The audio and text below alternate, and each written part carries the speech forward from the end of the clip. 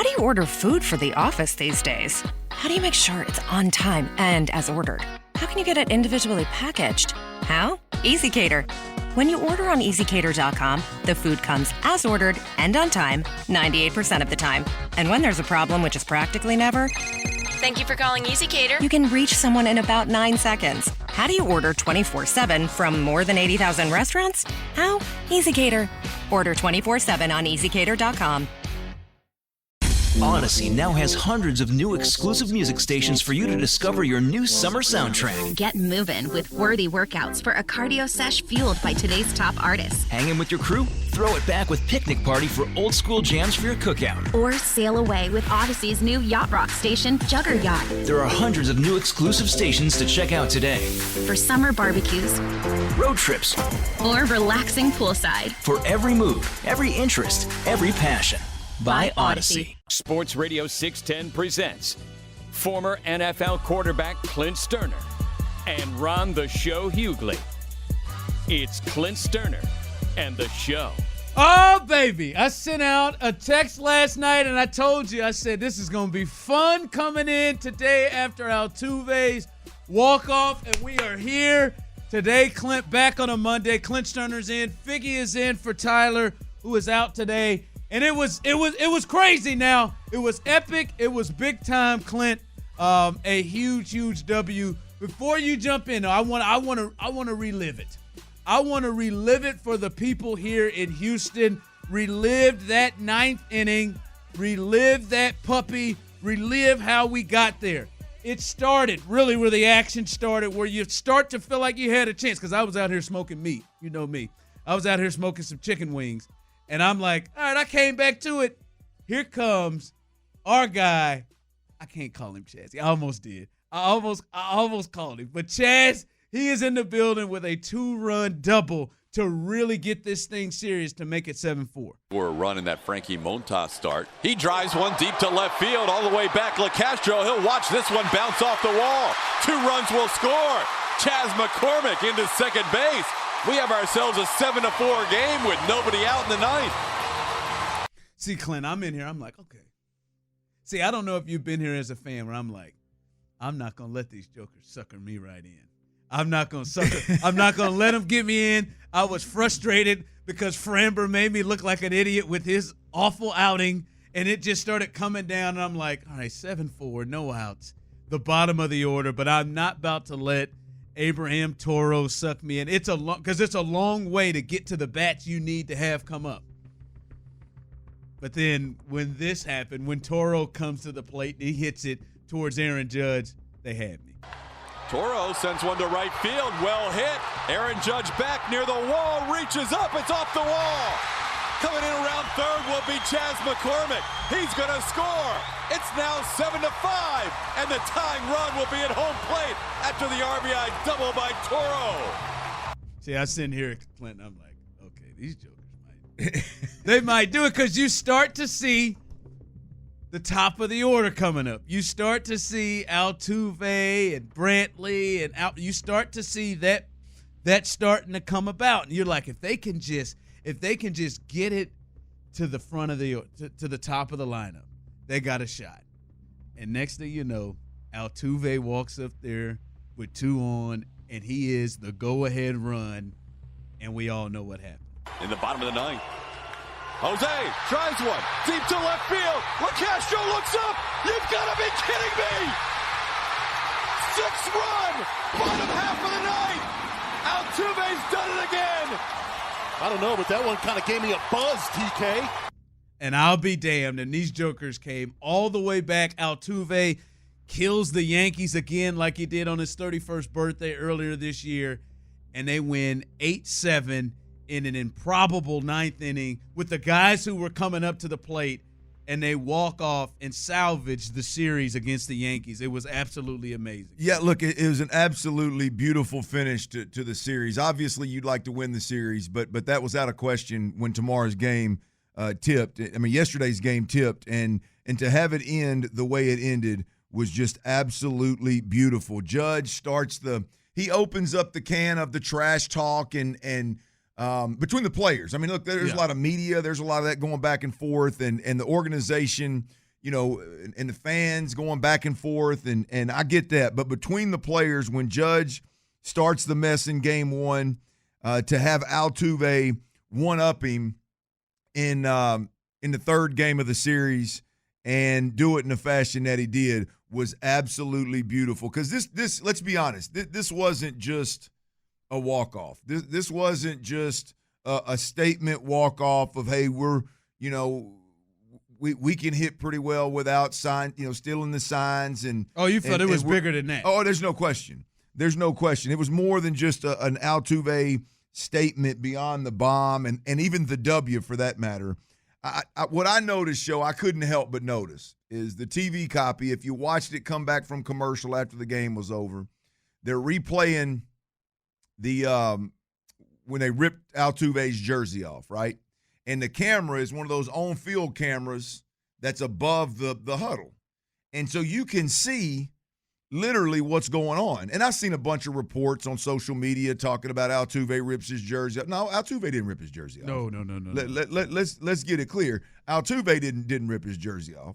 Martin Maldonado waited for him to step on home plate as he clutched the chest of his jersey with both of them mitts he's got that he's one of the best catchers in the game with, and yanked his jersey off to make a statement. He ripped jersey and undershirt off. That's Somehow right. He got all of it off. There was no. We're not going to let you. Here's what Martin Maldonado did.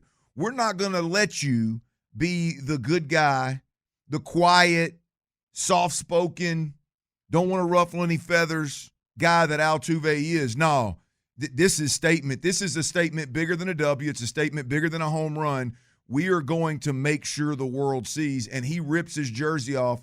And the other thing is, from that top angle, I could see Kyle Tucker.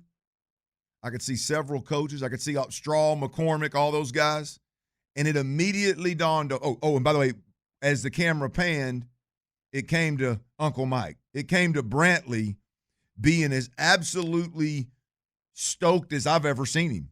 Brantley very rarely shows emotion, but he's showing emotion. He's fired up. He's literally hugging Altuve. And I can't help but think one thing in the midst of all that is none of these cats were playing with him in 17. Why is it so important to them? Like, why does Maldonado do the sign that he did after he hit his home run? Why does he yank the jersey? Why does he care? He wasn't there in 2017. It's a statement about Altuve and the kind of dude he is that all of those guys that were not part of the scandal wanted to make it a point to in a sense defend this dude. Well, it does feel clear that the other Astros, in a way, not just the ones that were there, but anyone who's been a part of it the last year and a half, right? It does seem like they feel like he's unfairly given far too much. Absolutely. And I think that may be some of what you're seeing. Absolutely. And I think that's what we saw unfold last night. I think it's human nature when you got a dude that is a great ball player, don't get me wrong, but he is just a great dude, a great teammate, a great person to be around. Literally brightens your day regardless of what you're going through. When you walk in that clubhouse, he's that dude. We all know the kind of baseball player he is. When the opportunity arises to defend that guy, that again, I think you put it as well as anybody, right? He's wrongly attacked on a daily basis. I think especially they believed it. I think the players in there, it doesn't matter if they were there or not. Kyle Tucker wasn't there, or Kyle Tucker wasn't there, and Maldonado wasn't there. But I do feel they like, man, he's getting too much of the blame for this. And I think, as you're saying, that's why they reacted. Yeah, well, so to me, it would be, and maybe I'm stretching it, but it would be a different celebration and a different ripping of the jersey off of Altuve if it were Springer, Bregman, Correa, Reddick, McCann, Gaddis, Marwin Gonzalez, all these guys that were there in 2017. To me, it would almost be like there would be a selfish side to each one of those individuals of, let us show you that he didn't have a buzzer and that we weren't using buzzers. When it's a bunch of guys, I think Yuli Gurriel is the only one that was there, right? Yeah, because Correa's obviously on the IL, so is Bregman. Alvarez wasn't there. Tucker wasn't there. McCormick wasn't there. White boy Chaz, who doubled, by the way. Miles Straw wasn't there, obviously. Toro, all these other, they weren't there. So it's just, I just couldn't help but think when I saw that angle of that scrum, so to speak, when Altuve stepped on home plate, was like, these dudes are going above and beyond celebrating one of their teammates hitting a walk-off. They're making sure that the world knows that they're coming to his defense and that he wasn't using buzzers and things of that nature. So I think it's absolutely beautiful, and it's so much bigger than just another walk-off by Altuve versus the Yankees. That's not anything to turn. Obviously, that's huge. But you felt like it was more that emotion was more than just a situation of, because what happened? They're down 7-2 coming in. They get score 6 runs to win the game. Like, you could see emotion coming from that, but it did seem extra because of the person who did it against the team that he did it against, and everything that led up to it, as you talked about. Aaron Judge is making reference to it. Yep. I think Gary Sanchez made reference to it as well when he hit a home run on Sunday. And the person who it was, it seemed a ton of excitement. Clint Sterner, Ron the Show Hughley, and also looking at Maldonado, feels like a guy that had done a lot of unhooking of bras. I feel like he just rips them some bucks right off, as you say. Just he's not. I've tried to perfect, a long time ago, honey. I know you're not listening, to the one hand unhook. I feel like Maldonado just give me that. Yeah, he appears to be breaks brawls. He's probably a tad bit aggressive. A little bit aggressive with. He's probably been aggressive with a brassiere or two in his time. The brassiere. I mean, I would go out on a limb and say that. Yes. How many people? I wonder if anyone's texting and call. Anybody do something silly that they regret and leave that game? Oh no. Could you imagine? Oh, yeah. I mean, you'd be just killing yourself in the car. You're in the car riding and listening. Because once you leave, you can't. They're not going to allow you to enter back in. You're done. You're out. Correct. I mean, people who went to that game, because you hear so many people will say, "Oh, I was there. I was there when it." But how many of you all left? It ended up in the parking lot during this. You ever done that? Yes. Well, I mean, you can't leave it hanging. Where the hell were you? It was the go ahead and admit it. Hell, put it out there. Wild card game, Royals, A's, and this was a crazy ass game that went to extras, and the Royals won, and ended up going to the World Series after that. But the Royals won and on a ground ball to the. I tried to beat traffic, and as soon as we got to the parking lot, I could hear cheers and yells, and I made Courtney and us run to the car to figure out what the hell was happening, and they were in the midst of a comeback similar to this, and they came back, and I left early. Got him. And it wasn't even my wife's fault. She said, "Now listen, don't put this on me if we leave. I'm willing to stay." This would have been a tough one. This would have been a tough one, but I bet there is a good chunk of people that did. It would have been a very hell yeah. It'd have been a very you want to beat that game. traffic. It'd be a very easy game to leave and a very tough game to swallow in your list when you're listening to it in your car. Oh, hot as they're coming back, because the comeback took long. I mean, I DVR'd the game, and so I watched it again, and the comeback it took 20 plus minutes. So if you left early, you got in your car before probably the second RBI double. Probably you got in the car before Toro's double that brought it within 2. Definitely before Altuve's home run. The worst is when you hear the crowd screaming and you've done, like, something has happened. All right, the BetQL network is available nationwide on the Odyssey mobile app and website, over 10,000 homes and auto-connected devices, and BetQLnetwork.com. Wagertainment for every fan, morning, afternoon, and night. Get sports betting tips from the best in the game, streaming now on Odyssey. Listen, it's a one-stop shop for your betting info, live updates during games day and night, so make sure you are tuned into that. All right, many of you want to see Davis Mills as a starter. You want to see it, but what does he realistically have to do to have a shot at getting real playing time early? We'll discuss that. How do you order food for the office these days? How do you make sure it's on time and as ordered? How can you get it individually packaged? How? Easy Cater. When you order on EasyCater.com, the food comes as ordered and on time 98% of the time.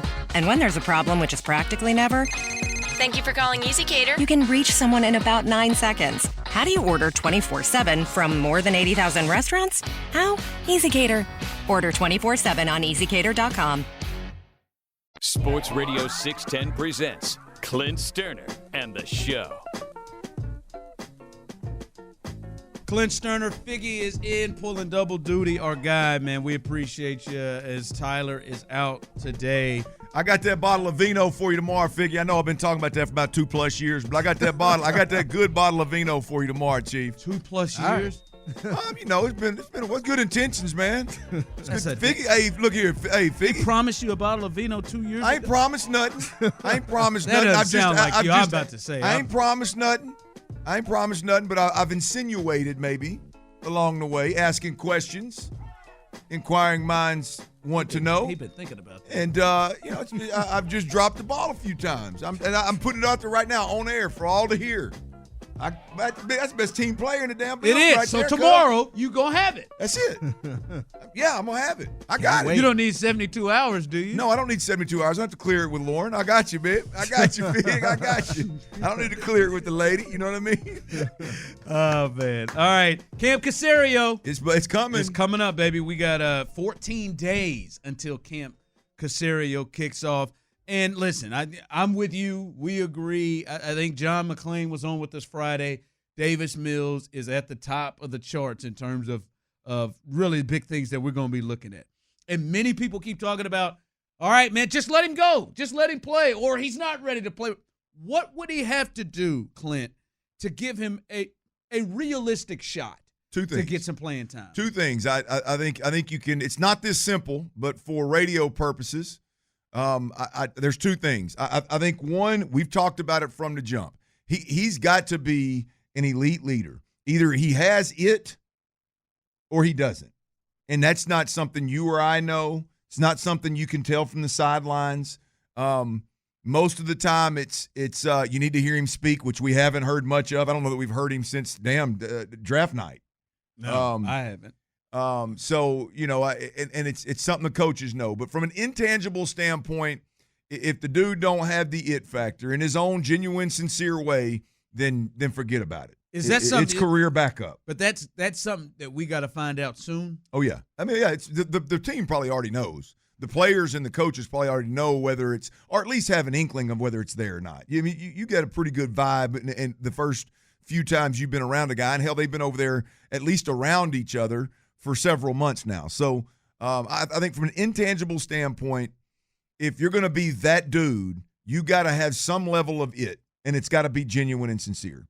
And so that's that number one, first and foremost, I think that's it. I was listening to a podcast, Flying Coach, with Todd McVay and Peter Schrager, and it was on had Aikman on it. And Aikman was tasked a few years back. Fox called him, like, I don't know, it was a few days, but not a few days, but anyway, right before the draft, and said, we need you to cover the draft this year. And he said, well, damn, I can't cover the whole draft. I have limited time to study these players. And they said, okay, how about the quarterbacks? And so it was the Lamar Jackson, Josh Allen. It was that year. Baker Mayfield, yes, it was that year of quarterbacks. And anyway, fast forward, Aikman said, you can tangibly see what these guys can do. That's not a secret. If you know what you're looking for, you can tangibly see what they can do. But what you have a hard time figuring out is whether they have that it factor, right? What are they going to do when times are really, really good and you're up 30 points in the fourth quarter, or you're 6-1 midway through the season, or whatever, and you're really doing well? What kind of person are they going to be? Hey, what are they going to do when they throw 4 interceptions? Can they stare adversity in the face and deal with it? That's the part that's really, really, really hard, and it's damn near impossible in a short period of time for anybody outside the building that's not involved with the guy every single day. As we're talking here about what Davis Mills has to do to get a realistic shot at getting real playing time, when you say the it factor, I just want to make sure, are you meaning like off the field it factor, or are you meaning like what he can do on the field? It's all of it. It's all of it, Show. I mean, it's quarterbacks have won in this league with all different skill sets. Right now, the thing is boy, everybody wants their quarterback to be able to play off schedule. Everybody wants them to be able to play off schedule, off platform. Make when the play's not perfect, go make something out of it. Right? That's fine. But ultimately, the one that won the Super Bowl ain't doing that. Right? I mean, so it's still there's a wide range of players at that position that have had major success. So it's not a certain skill set. It's the ability to do several things, but basically it's the ability to gain the trust of the other 52 individuals in the locker room, the other 10 individuals in your huddle, and it's the ability to make those guys that I just spoke of, that make them trust you, and then you have to have the ability to make them better when you're on the field with them in some way, shape, or form. Whether it's Peyton Manning and you're a brainiac, you're the OC, you're the quarterback, you're everything. It's Tom Brady and you're a leader and you work harder than everybody else and you distribute the football as well as anybody ever has. Or you're Pat Mahomes and you got these crazy skill set that you just give your team a better chance to win. Regardless of how you do it, that's what it's about. The it factor is to get these guys to trust you and for them to have total trust that they're going to be able to win ball games with you because they're in the huddle with you, and ultimately you make them better. That's it's very, very difficult to put your finger on the it factor, and it's impossible actually, but that's the best that I can do is if you're watching guys, if guys consistently make the individuals they're in the huddle with better, they got the it factor. So right? being a leader is showing that, at least showing some traits of that, that he can be a leader is one major thing that could get him realistic playing time early. What else? He's got to have that, or he's not going to get playing time early. But tangibly, I think the big difference between college ball, high school ball, and the big leagues is that he's got to be able to tie his feet to his eyes and vice versa. Eyes to his feet, feet to his eyes. Be able to coordinate the necessary footwork that's tied to each type of throw, each route, because you don't do a whole lot of that in college. And even when you do, it's not as necessary to win ball games as it is in the NFL. So what's college like? Because I would think that's when I hear you say that, I would think that'd be something that's something that you'd be working on from then on. Well, this is one thing, Show, that coming from Stanford is really, he's ahead of the game, versus the guys that come from Texas Tech or come from Mississippi State or Washington State, one of these air raid teams. U of H is an air raid team, right? Like he probably, with David Shaw and that Stanford more pro style, he's probably taken a 7-step drop, hitch, and thrown the dig. 5-step drop, hitch, and throw the certain timing routes, right? 5-step drop, no hitch, throw the bang 8. He's probably done some of those things, but not to the degree that he's going to need to do them in the NFL. And so I do think he's got to learn how to tie his feet and his eyes to whatever route or concept he's trying to throw. You can't just take the snap and drop back randomly 5 or 7, however many the hell you want, hitch 2 or 3 times, and then throw a comeback. It's not going to happen. You're going to be late. It's going to be a pick 6 the other direction, right? So you got to have the understanding of tying your eyes to your feet and your feet to the route concept that you're throwing. And the other thing I think is we've talked a lot about with Deshaun being the Texans quarterback. It's simple, right? Get through progressions and distribute the football. I mean, you got to do that. He's got to be able to, when you get a soft corner and you got a 18-yard comeback or a 60, I don't know what yardage they run their comeback at, but their comeback to the sideline, straight. Receiver runs just like he's going to run a go route, 6 foot in the ground, comes back downhill towards the sideline. Quarterback lays it early with air on the sideline, and it's an easy throw. He's got to have the ability to time up the footwork with that throw when that corner's soft, right? And then he's got to have the ability to catch a snap, realize on this left side over here, the route's not there, the concept's not there. Okay, let me get to the middle of the field. Okay, let me get to the right side of the field and check the football down and not get hung up somewhere in between and make bad decisions in between that. So the ability to make those big-time NFL throws and then the ability to make good decisions by getting through progressions, exhausting progressions, I think is just absolutely huge. Not many young guys can do it, and if you can play in this league. How possible is it for him to pull this off, to be able just in those two things that you're you're talking about being a leader and then the things of tying his eyes to his feet and footwork with the routes. How realistic is that for him to be able to pull leader off? thing, either he's got it or he doesn't. He can pull that off. The NFL thing is it's going to be tough because it's not very simple, right? Now he's got a leg up because he was at Stanford, and I think they probably did some of that stuff. He's got a leg up because he's been a pocket passer and has done some of these things his entire life. He hasn't been able to hit the eject button and win with athleticism, right? He's had to win from the pocket, so he's got a leg up from that perspective. So it's possible, but look, it's rare. If it weren't rare, guys would do it every damn year, regardless of what round they were drafted in. So it's going to be an uphill battle. It's going to be tough. It's going to be a long shot, but those are the things that he's got to do to prove that he can play in this league and play soon. Yeah. It looks like the Astros are throwing the double middle fingers right to the eyes of baseball. Do they look bad? And so we'll discuss that coming up next. Live from the Twin Peaks studios, Sports Radio 610 presents Clint Sterner and the Show. Your chance to win $1,000 coming up a little over an hour from now. Your first chance today on Clint Sterner and the Show to win $1,000. All right, Clint.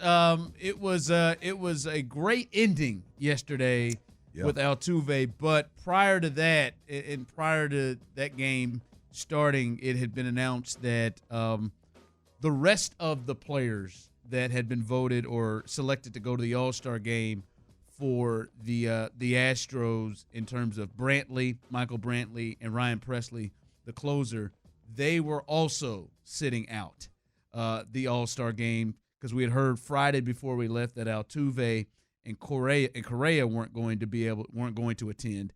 Now also the remaining two. So 0 for 4. No representatives for the Astros in the All-Star game.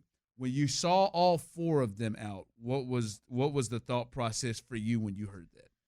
Well, I think ultimately it brings into play the whole, are the Astros really flipping the middle finger to Rob Manfred and Major League Baseball for how they've been treated over the last couple of years? Because we said this from the jump. When it was just Correa and Altuve, I find it hard to believe that it was a coordinated effort to just flip the bird to Major League Baseball. Because the other 2 were still going. I get it. Yeah, I get it. I like it, and I like where your head's at, and I think it's probably justified if that were the route you wanted to take. But with 2 other Astros still in the mix going, it's like, I don't know if that'd be the case. Well, now that Brantley and Presley are both out, I think there's a conversation there to be had that this could potentially be the Astros as a unit just saying, to hell with Major League Baseball. We're not interested in going out there, even though it's obviously it's big time in a career to be an all-star, to be named an all-star, to play in the game and in all the different events around the game. I think it's just at this point in time, if you're an Astros player, I could see where it'd be hard to look forward to going and taking part in that event with people like Aaron Judge, right?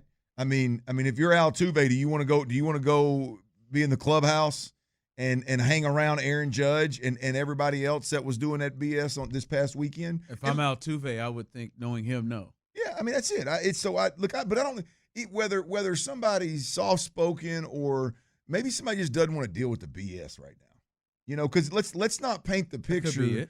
Let's not paint the picture like it's just a normal old year for the Astros to go for anybody. I don't care if they were here or not.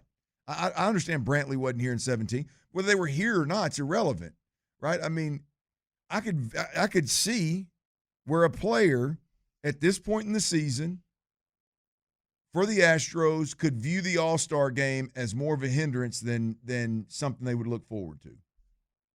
I could see that.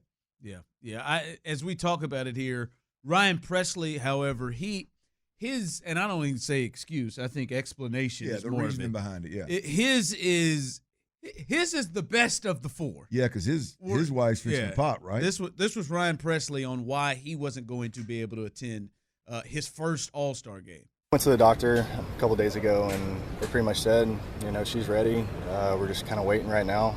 She's extremely close. It's a tough decision to make. I wish we could be there. it's just one of those decisions where I have to unfortunately, or not unfortunately, but I have to fortunately put family first, and that's my decision, and we're just gonna take these days, and I want to be with her by her side. Yeah, if you were one who could understand Correa, then this one's even more understandable. For now, everyone's not gonna hear it that way, but his is. She's pretty far along where she could go anything. I've seen pictures, and she's a lot further along, I believe, than Correa's. Oh, well, yes. Correa's wife at this point, but they don't know the gender yet. So here's the deal, right? Correa made it real difficult for Presley to pull the trigger and go to the All-Star game. I mean, what kind of? Oh yeah. I'm sure Presley's old lady's cooler than hell. She's a former Dallas Cowboy cheerleader. Right? She's beautiful. I'm sure she's cool as hell. Is she really? But when it's all said and done, if Correa says, "No, I can't go. I got to go to the first doctor's visit with the wife on the new kid. I want to be there for that moment." Boy, Presley would look like a real jackleg going, "Hey, babe, if you pop video it for me." One. Hey, send me a video, babe. But I know I have experience. I'm almost was in the bad spot there. Our first child. Yeah. I pressed the luck.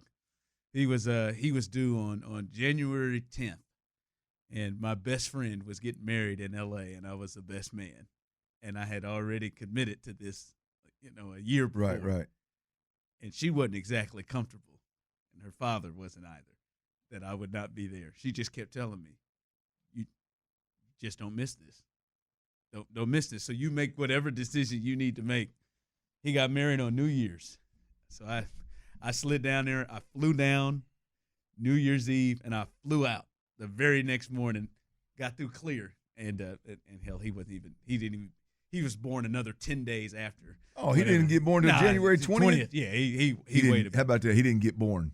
Yeah, we didn't come through. But I was nervous as hell. And Ryan Presley, you don't want to push that luck. So you're right. When Correa came through and said that, nah, he's got to sit that way. Yeah, that'd be tough for the wife to not at least expect Presley to stick around. But when you hear from, we already know Altuve, he's citing a leg injury, and then you hear from Brantley. This was Brantley because he's also sitting out due to injury as well.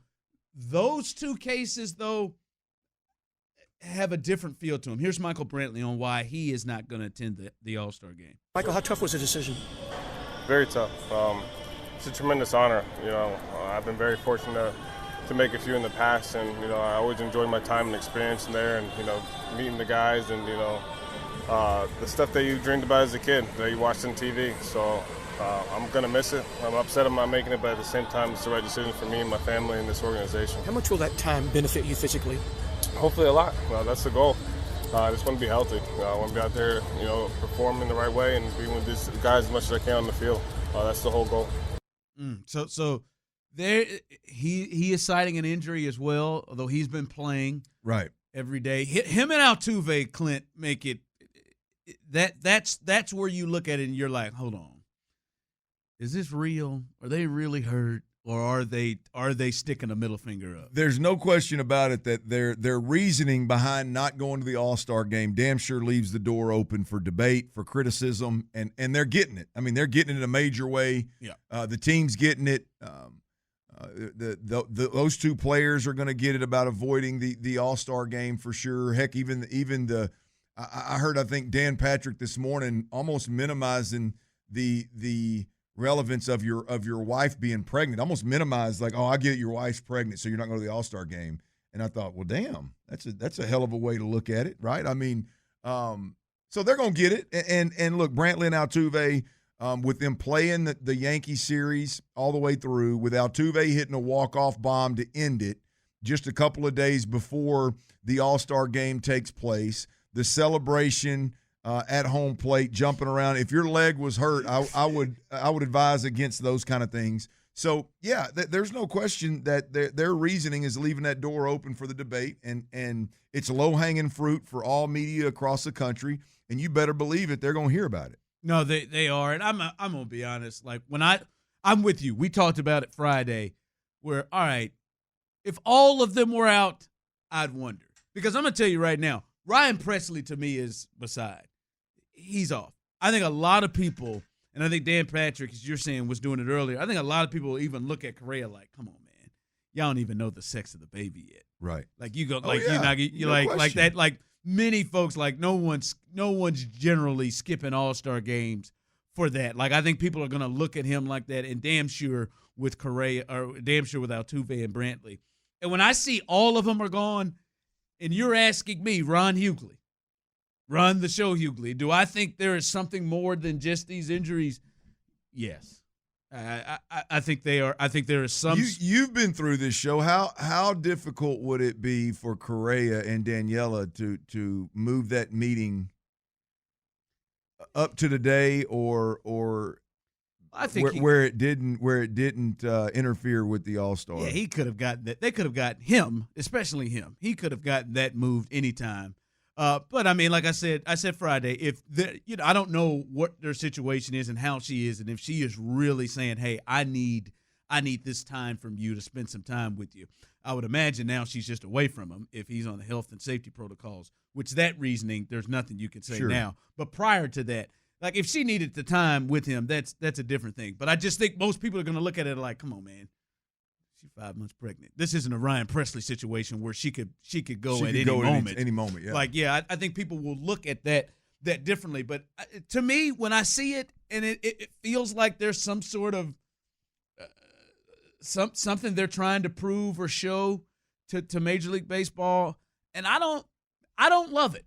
I don't love it at all. I am not one that says, yeah, sure, stick the middle finger up, because it is hard. Again, I mean, it's just a bad look publicly. I don't give a damn either way. If you don't want to go, don't go. If you want to shoot the middle finger to Major League Baseball, then so be it. Because what's happened, I personally believe they've made you the face of a league-wide issue. I'm not playing the victim here or anything like that. I'm just simply saying I believe that the Astros have been made the face of a league-wide problem in a dirty ass game of Major League Baseball, and it's unfortunate.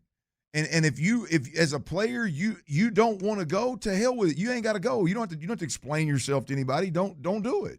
It's just everybody's got an opinion now of what guys should and shouldn't do. So it's made a story, but ultimately I don't give a damn whether you go or you don't go at this point. But when you give reasons about tired legs and hit a walk-off home run. You said that Friday. Right. What's going to look bad is if he Yes. plays his ass off in this series. Yes. Man, he made a play to his right in game 2. Come on. And it was a hell of a play. Oh, yeah. Yeah. Like, come on, man. Your legs, like we've watched Dusty give people rest for tired legs throughout the season. He hasn't missed a game since June 14th. Right. Like he's been in every one of these games with a leg injury. Here's the other problem with it, Show. Come on now. Here's the other problem with it. Who's the story of the All-Star game? Shohei Ohtani. My man is pitching. He's leading the league in home runs. He's playing in a home run derby tonight. It is hard to sit on one hand and go, hey, Jose Altuve just hit a walk-off bomb, but he's not going to play in this All-Star game because he got a bad hamstring. Shohei Ohtani has played the same number of games, is wrecking shop in the league in Major League Baseball, obviously doing more than any other individual player in the game right now. And he's not only going to participate, but he's going to participate in the home run derby, and he's going to pull double duty in that All-Star game. Again, I'm not saying that it's right, wrong, or indifferent, or it should matter at all. But if for those individuals that want to come down on the Astros and want to hammer the Astros, they're going to start with Altuve, and it is extremely low-hanging fruit right now given what's going on in Major League Baseball. What we just watched from the Astros and Altuve and what you're fixing to watch with Shohei Ohtani. It's easy, man. Well, like I said, I don't love it. I mean, you can take it however you want to. Maybe you are one. Your opinion is your opinion, right? We form what evidence we get to our opinion. Maybe yours is one to think is these guys are really injured and they just need some time and all of that. To me, I don't see it that way. To me, they look like they're ducking. They look like they are avoiding to go into the locker room with guys like Aaron Judge and Gary Sanchez, like you said earlier, avoiding guys who come up and spoke up and said stuff to them. And I'm just saying, for me, myself, my upbringing, where I come from, that just looks weak. Yeah. To me, that just looks weak, and I don't love it. I love this team is a great team, and yesterday what they did and what Altuve did showed it. But this, like, I don't want to go in the locker room with these guys that, like, hell, you cheated. You cheated, man. It ain't gonna be roses. Like you. Yeah, there's two sides. To me, there's two. I think if you're an Astros fan, there's two sides, right? You got the group that's saying, "Oh, this is great. They're giving the middle finger to Major League Baseball," and then you got the group like where you're coming from of like, "Hey, man, it's a weak move to do what you did and then not go face the critics when it's the most difficult, which is going to be this weekend with the All-Star game." I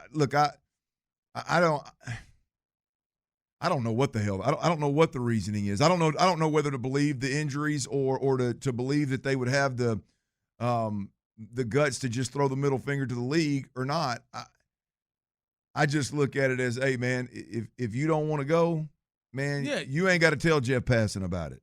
Like, you ain't got to have a good enough reason. Do what you want to do. It's just you form it. It is the only team in baseball that won't have a representative at the All-Star game. The only team, the Houston Astros, one of the best teams in baseball. And I beat low key. I believe there's I think that's a reason why Yuli wasn't put on the All-Star. You think it impacted Yuli? Oh, I think when they started getting wind that these guys are all sitting out and they're talking about replacements, I think, like, nah, well, okay, y'all want to sit it out. We're not gonna bring in, because this guy's been top 5, top 3 in the league in hitting all year long, and there have been the Astros have had 2 hitters sit out, other players have sit out, and he doesn't make the team like that. Astros have had 3 now. Yeah, or 3 hitters now. Yeah, you're right. Damn, 3 hitters. Everybody but Presley. Everybody but Presley, right? And he doesn't ride in. Like, I don't know. I mean, I don't love it. I don't love it myself. Clint Sterner and Ron, the show Hughley here. Your guy, you said this weeks ago, you think that Aaron Rodgers is his last days. Last year, NFC Championship game was the last time he played for the Packers. He's come out and said that he is figuring things out in the next couple of weeks with training camp coming up in a couple of weeks. To me, it sounds like he's kind of shifting that he may return to Green Bay. Do you still feel like he's not going to be a Packer? This is the Deshaun Watson's in the middle of a settlement because it's quiet topic, right? I mean, it's like Aaron Rodgers is going to come back because it's been quiet. I don't know what the hell to believe, Show. I know that I look at it as Aaron Rodgers. I don't think he's mistakenly put himself in the position that he's in. I don't think that he takes it lightly to miss OTAs and to miss mini camps. I don't think he's never taken that lightly, or those opportunities to get better and be around his team. He's never taken them lightly. Why now, right? And the only thing that I can wrap my head around is some of the comments that he made a week ago was that he's taken his time to get in a good spot mentally and things of that nature. Hey, if Aaron Rodgers was dealing with some things that we're not aware of, then I could see him playing for the Green Bay Packers again this year. If they're literally, because he talked about some he even used the term mental health and his state of mind and things. Like, see, if he was dealing with some of those things, and that's why he's doing, then it all makes sense to me, right? I get it. I understand that. But that would be the first thing that makes it make sense to me if we're getting to a place where he's going to come back and play. Yeah, see, I think the good thing for the Packers, and this was something you can even look at with the Texans before everything went crazy, is your thought was, all right, he may want out, but if you could just get him to the field, his issues aren't with the coaching staff and his teammates. Right. If you can get Aaron to the field, I don't have any concern that Aaron gets there and that and that's in his mind, and that becomes an issue with the team because there's just so much there, Show. Like, no, I thought I was leaning towards where you were thinking. Aaron is like he. If you had to put me, would you say gun to your head hard or scrotum? Places I don't want to get I would right now. I would say he's not. He's still not playing. I'm not going to let the silence fool me into overthinking it. Like when he's nowhere to be found and it's out of character because he's always taken part in the team the team practices and OTAs and mini camps and things. And then on top of that, Devontae Adams is talking about potentially playing with David Carr again. Devontae will stop if Aaron comes. Oh, no question. No question about it. But just all of that, man, is now one of the best receivers, if not the best receiver in over the last couple of years. He's talking about playing elsewhere too. There's got to be fire, right? Where there's smoke, there's fire. There's got to be something. But there could be a way where the people he has issues with, he can avoid. Yeah. Because his coach is Matt LaFleur is not somebody he has problems. When you got Matt LaFleur, you got a team that's been in the NFC Championship, you've got one of the best receivers in the game, and you got a pretty good defense, and it's Green Bay where it's football America, right? I mean, I think it'd be pretty easy to talk a football player into coming back to that for a couple of more swings at it. Yeah. He's 37 too, so it's coming to an end. The Astros, huge win. How big was it against the Yankees? And maybe they are making some moves to let you know about their future with Carlos Correa. We'll discuss all that next. How do you order food for the office these days? How do you make sure it's on time and as ordered? How can you get it individually packaged? How? EasyCater. When you order on EasyCater.com, the food comes as ordered and on time 98% of the time. And when there's a problem, which is practically never, Thank you for calling EasyCater. you can reach someone in about 9 seconds. How do you order 24/7 from more than 80,000 restaurants? How? EasyCater. Order 24/7 on EasyCater.com. The ruby slippers from The Wizard of Oz are some of the most iconic objects in Hollywood history. And in the summer of 2005, a pair was stolen from the Judy Garland Museum in the small town of Grand Rapids, Minnesota. All she said was, "They're gone. They're gone." Welcome to No Place Like Home, a documentary podcast series that investigates the mysterious heist of the ruby slippers. Please listen and follow No Place Like Home, a presentation of C13 Originals, a Cadence 13 studio, available now on Odyssey, Apple Podcasts, and wherever you get your podcasts.